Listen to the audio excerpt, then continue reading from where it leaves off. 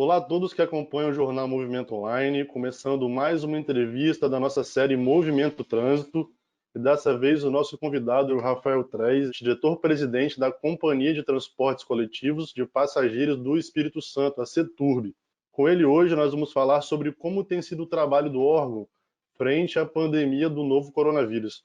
Rafael, desde já, muito obrigado pela disponibilidade de conversar conosco.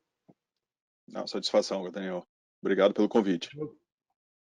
Nessa semana, Rafael, a gente vai completar aí 4 meses desde o início da pandemia do novo coronavírus no Espírito Santo e também da quarentena, né, que a gente é o certo a se fazer, né? Como foram pensadas, então, Rafael, as ações da CETURB em relação a toda essa situação? Como foi pensar nisso tudo em tão pouco tempo, que foi uma coisa muito rápida, aconteceu muito rápido? Então, quais foram essas ações pensadas pela CETURB logo quando tudo começou? Bom, Daniel, de novo agradeço pelo convite, a oportunidade de estar aqui esclarecendo essas questões, né? Realmente agora vamos fazer 4 meses e, como você disse, foi tudo muito rápido, pegou todo mundo muito no contrapé, né? Logo no início do ano, todo mundo preparado para os projetos do ano, né? Como que os projetos iam andar e acabamos todos caindo nessa questão da pandemia. O governo do Estado do Espírito Santo, né, onde a CETURB do qual a CETURB faz parte, vinculado à Secretaria de Mobilidade, fez um grande grupo de trabalho para enfrentar a pandemia em todos os níveis, né, sejam nos níveis da saúde, no transporte público, na segurança pública.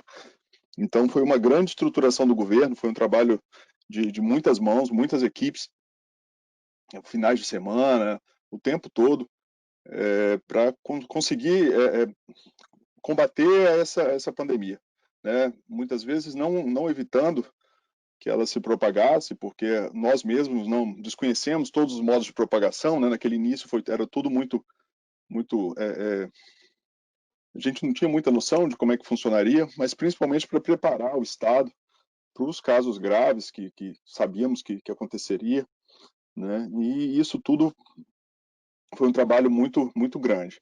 Ah, o transporte público, logo no início, foi tido como um vilão da pandemia, um grande possível vetor da transmissão.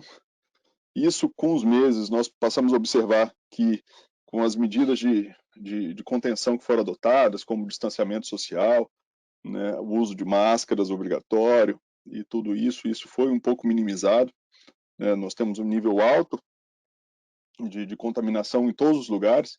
O transporte público ele não não sai da curva no sentido da quantidade de pessoas que são habitualmente transportadas pelo transporte público com relação àquelas que foram contaminadas. Então, você está dentro da mesma curva. Então, nós, olhando para o gráfico, a gente entende que não há, o transporte não foi exatamente um vetor para isso. Na verdade, foi até importante a manutenção do transporte, diferente de outras praças que suspenderam o transporte público logo no início. Aqui, com a manutenção do transporte, nós conseguimos manter parte da atividade econômica funcionando, né? Como o prazo para essa pandemia é incerto, né, até uma vacina, então isso daqui a 6 meses, um ano, né, ninguém sabe exatamente qual o prazo, a importância da economia continuar rodando, mesmo que de uma maneira mais fraca, de uma maneira, o comércio sofreu muito, né, mas a indústria, serviços tiveram modos diferentes de agir nesse momento. Mas essa foi uma grande vantagem de ter o transporte público funcionando durante esse período, né? Então acho que é um pouco disso, assim, pegou todo mundo muito no contrapé, mas deu para administrar um pouco e a gente continua administrando um pouco essa situação todo dia. Aham. E em relação às medidas mais pontuais, aquelas, por exemplo, obrigação de usar máscara dentro dos coletivos, a questão do dinheiro também, que foi uma outra medida colocada pelo governo, de não poder mais pagar, né, a passagem com o dinheiro ali. Como essas questões elas foram conversadas com o governo, como elas foram e como elas ainda estão sendo implementadas para garantir a segurança da população que faz o uso do transporte público na Grande Vitória? Antes de qualquer coisa, é sempre bom a gente ressaltar que o grande responsável pela não contaminação é o próprio cidadão, É ele que vai ter que melhorar seus hábitos de higiene, a utilização de máscara, lavar as mãos. Então, a CETURB, através do governo, né, o governo do estado, através da CETURB, nós conseguimos melhorar muito algumas dessas condições. Houve já a distribuição de 1 milhão de máscaras nos terminais de integração urbana. Agora, para esse mês, nós recebemos uma doação acho que a doação, posso falar o nome, do Itaú Unibanco, da Fundação Itaú, de mais 500 mil máscaras que serão doados aqui na região metropolitana, aí tanto nos meios de transporte, quanto em ações do Corpo de Bombeiros, da assistência social, em outras ações do governo. Mas são mais 500 mil máscaras, então 1,5 milhão de máscaras doadas aqui na região metropolitana. A instalação de pias nas áreas externas dos terminais, né? Então, o usuário não precisa mais entrar no banheiro do terminal para lavar as mãos, ele tem pias espalhadas ali onde ele pode fazer. Então, assim, todas essas medidas para garantir a segurança da população foram adotadas e continuam sendo observadas a todo tempo, né, melhorando onde sempre é possível ter alguma melhora, então sempre que necessário a gente faz essa melhora para garantir a segurança das pessoas, mas é lembrar sempre que o cidadão é responsável por grande parte de sua segurança, é dele que vem a capacidade ali de prevenir ou não. O fato dele estar andando no transporte ou que ele está andando na rua, com certeza aumenta a possibilidade de contágio, né, que a gente foge daquele limite do distanciamento social, que é o preconizado. No entanto, é muito da educação do cidadão, né, da higiene pessoal, que vai dizer se ele vai ser contaminado ou não. Rafael, durante esses 4 meses, né, de total mudança na vida de toda a população de capixaba, brasileira e do mundo, né, a gente chegou a ver algumas situações de ônibus ainda lotados, mesmo com as medidas de segurança impostas pelo governo. Então, eu queria te perguntar como que é feita a fiscalização desses, desses veículos, né? Como é possível controlar isso tudo como um todo, né? Porque são muitos veículos, são muitos terminais. Como é possível controlar, fazer esse controle desses veículos? Bom, perfeito. Hoje nós temos 9 terminais de integração funcionando. Na semana passada nós fechamos com uma média de 290 mil passageiros por dia no sistema. Antes da pandemia, ainda em primeira dezena de março, nós tínhamos já alcançado os 600 mil passageiros de uma maneira estável. Esse era um número muito grande, é um número que nós tínhamos em 2014, depois veio a crise de 14 a 18, e agora estava retornando aí no início de 2020, conseguindo voltar a esses números lá. E essa é uma queda muito expressiva no transporte, mas que o governo do estado, através com a CETURB, a gente tentou manter a entrega do transporte o melhor possível.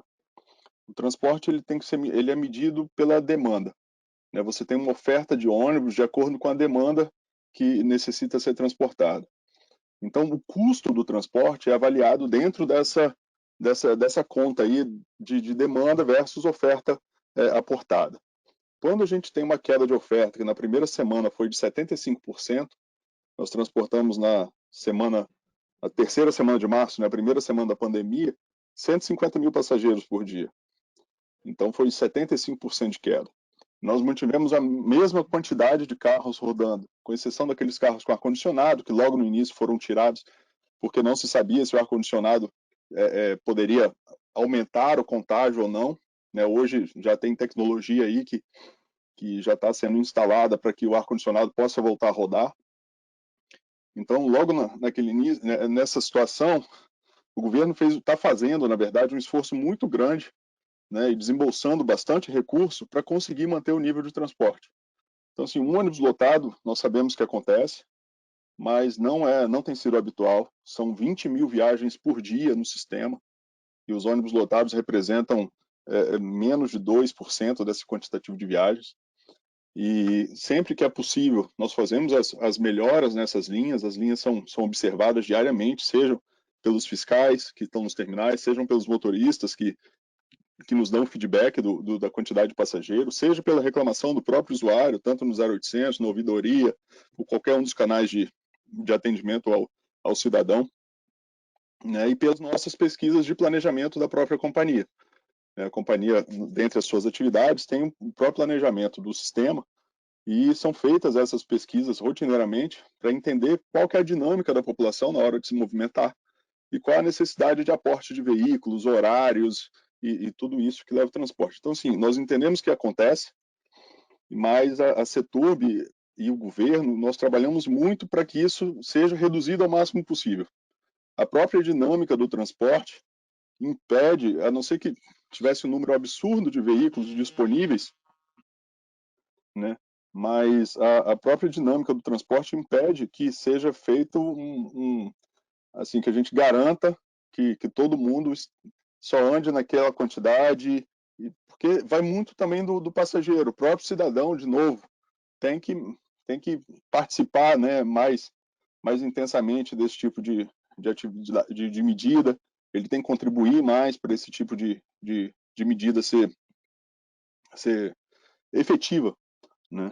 Então, assim, a Ceturb diuturnamente trabalha para reduzir esse tipo de incômodo, esse tipo de desconforto, mas existe um limite físico do quantitativo de carros disponíveis para transporte e nós tentamos ao máximo adequar essa demanda com a oferta que existe.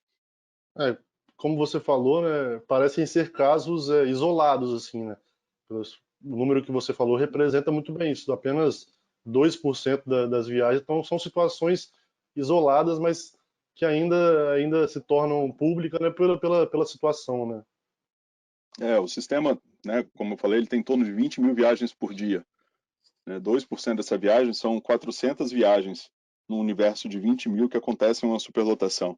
400 viagens são muitas viagens, com toda certeza são, né? Mas o universo de viagens é muito grande, então assim esse quantitativo ele acaba ficando diluído nesse universo todo e mesmo assim a gente corre atrás para que não aconteça. O que nós gostaríamos, o que nós queremos na verdade é tentar oferecer o melhor atendimento possível ao cidadão, né? Mas também tem que tá muito claro que existe um custo nisso, né? E é um custo que ele tem um limite, né? Não dá para fornecer a qualquer custo, porque eu vou acabar tirando dinheiro da saúde, de outras coisas para Uhum. fornecer. E, né, além de eventualmente a gente pensar numa alteração tarifária ou qualquer coisa nesse sentido que não é necessário agora, mas o custo precisa ser ajustado para todo mundo, até para as capacidades do próprio Estado. Entendi. Rafael, na última sexta-feira, durante a coletiva de imprensa, o governador Renato Casagrande anunciou que, pelo menos na Grande Vitória, na região metropolitana, a pandemia chegou ao seu platô, né? Como vocês, né, na Ceturb, enxergam esse momento?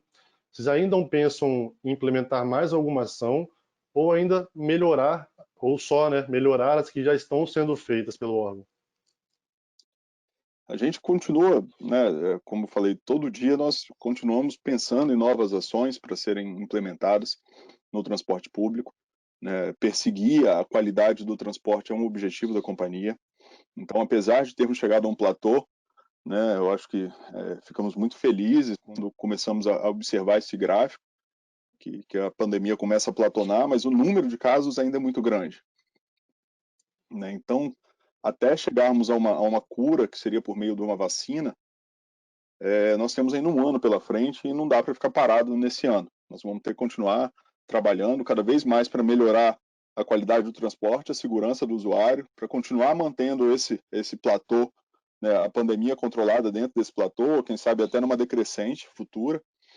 Então, assim, a companhia continua investindo em novas medidas para mitigar um pouco da chance de contaminação, né? Alguns estudos vêm sendo feitos dentro da questão do ar-condicionado, como eu comentei ainda há pouco, que muitas praças já voltaram a rodar com seus carros com ar-condicionado, porque eles foram instalados novos filtros, tem carros que já têm sistemas de ar, como são os nossos aqui, são sistemas de ar bem modernos, que eles fazem a contínua renovação do ar, então aquele ar que está ali dentro do veículo não fica parado e simplesmente refrigerando, ele é trocado o tempo todo, ele não tem nem essa função de ficar somente refrigerando, recirculando o ar. Então, assim, Com isso, vamos supor, se os carros do ar-condicionado forem liberados e voltarem ao sistema, nós temos mais 126 carros para rodar.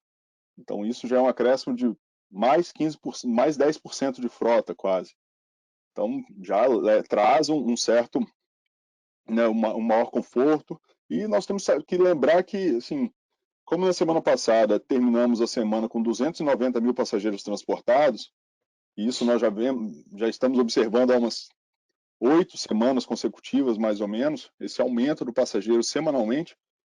A gente entende que semana que vem vai ser um pouco mais, na outra um pouco mais. Provavelmente não voltaremos aos níveis de março, de início de março, mas muito provavelmente a gente vai ter um acréscimo de demanda nos próximos meses. E aí a companhia precisa estar atenta para isso e acompanhar esse movimento para que o acréscimo de demanda venha com correspondente acréscimo da quantidade de carros ou da diluição da faixa horária de pico, né, se as pessoas puderem trabalhar em horários diferentes. Que o transporte público é muito interessante, que a gente só olha o transporte público no momento do pico, né, entre as 7 e as 9 da manhã e entre as 5 e as 7 da tarde, que é onde nós temos 100% da frota alocada e onde todo mundo quer ser transportado ao mesmo tempo. Mas nos meios do dia, né, depois das 9 da manhã até as 4 da tarde, o transporte é um verdadeiro marasmo. Então, dificilmente você vai entrar num carro cheio durante esse horário do dia, né? Então, assim, se as pessoas puderem deslocar seus horários, fazer outro horário de trabalho, a gente conseguir equalizar melhor essa curva do transporte, com toda certeza vai ser mais fácil redistribuir as pessoas e poder todo mundo conviver melhor, né, até com um transporte de maior qualidade. Entendi. Rafael, já para a gente ir chegando ao final da nossa entrevista, como que você, e também você falando pela Seturm, né, como você acha que vai ser esse novo normal na circulação de pessoas nos ônibus pós a pandemia?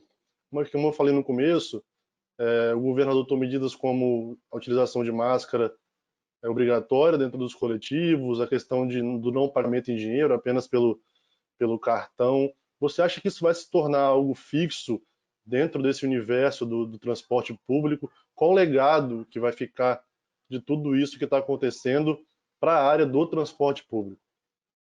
A área do transporte, como você falou no começo, ela mudou no mundo inteiro, né? Não só no Brasil, não só aqui no Espírito Santo. O mundo inteiro está preocupado, muitos locais aqui no Brasil já estão discutindo isso fortemente. Eu acho que a gente tem que participar dessa discussão do que vai ser o transporte no futuro, como é que ele vai acontecer. O uso de máscaras provavelmente continua até pelo menos a cura do Covid, né? A gente vai precisar continuar utilizando máscaras, mas o cartão, por exemplo, é um caminho sem volta. Eu acredito que agora, depois que todo mundo já se adaptou ao cartão, reinserir dinheiro no sistema seria um passo para trás, né? Porque o dinheiro ele traz um custo maior, no caso da doença ele traz uma possibilidade maior de contágio. Quando nós tiramos o dinheiro, nós ganhamos velocidade na apuração dos recursos, né, do que entra no caixa das empresas, no que entra no caixa do sistema, porque ele entra totalmente eletrônico. Você tira a necessidade de fazer contagem de dinheiro em papel, diminui o transporte de valor, então não preciso mais ter carros, né, carros fortes para ficar transportando valor, isso daí diminui enormemente. Você tira o dinheiro de dentro do veículo, você também traz mais segurança ao usuário, porque eventualmente o meliante que vier lá assaltar um ônibus, ele já tem a certeza de que ele não tem mais o dinheiro do trocador, né? Então já é um recurso a menos que ele sabe que não tem. Então as chances de acontecer um assalto ali diminuem muito, né? A gente sabe que hoje em dia acontecem esses furtos ou roubos por causa de aparelho celular ou qualquer coisa nesse sentido, né, dos usuários, mas você não tem o furto mais ali, o bandido sabe que não tem mais o recurso do trocador, da féria ali do trocador, né? A outra segurança que o cartão traz ao usuário é que o usuário cadastrado, né, a partir do momento que você tem o cartão, esses pré-pagos que foram feitos, depois ele pode fazer o cadastro dele, mas o usuário cadastrado ele não perde mais seus créditos. Se eventualmente ele for assaltado, se ele for furtado ou perder o cartão por qualquer motivo, ele vai lá entrar em contato com o GV Bus e vai fazer um novo cartão e vai migrar os créditos do cartão antigo para o novo. Anteriormente, a gente perdia completamente. Se você perdesse o cartão, né, se fosse no começo de mês, que tivesse cheio de créditos, seus créditos todos teriam ido embora junto com aquele cartão. Né? Então, assim, essa questão do cartão realmente é um caminho sem volta. O aporte de tecnologia no transporte público é algo muito salutar. Ele diminui os custos e aumenta a eficiência muito no transporte. Então, é necessário ter esse aporte cada vez mais contínuo, de uma maneira mais consistente, para trazer o ganho para a população e para o próprio sistema. Então, o novo normal vai ser o nosso normal, né? Eu acho que nossa vida mudou, a vida de todo mundo mudou, e nós vamos ter que aprender a nos adaptar e a conviver com tudo isso. Mas tem algumas coisas que essa pandemia trouxe, alguns avanços, principalmente do ponto de vista tecnológico, assim como nossa entrevista aqui, né, por videoconferência, né, elas são caminhos sem volta, com toda certeza, e o sistema de transporte vai absorver todas essas mudanças. Eu acho que é Então, isso. chegando ao fim aqui, então, mais uma entrevista da nossa série Movimento Trânsito. Quem falou com a gente hoje foi o Rafael Trez, ele que é diretor-presidente da CETURB, aqui no Espírito Santo, e ele falou um pouquinho para a gente sobre como tem sido o trabalho do órgão frente a essa pandemia do novo coronavírus aí, que já dura quase 4 meses no Espírito Santo, no Brasil e em todo o mundo. Rafael, muito obrigado novamente pela sua disponibilidade de conversar conosco. Muito obrigado. Daniel, eu que agradeço vocês. Sucesso aí no Movimento Online.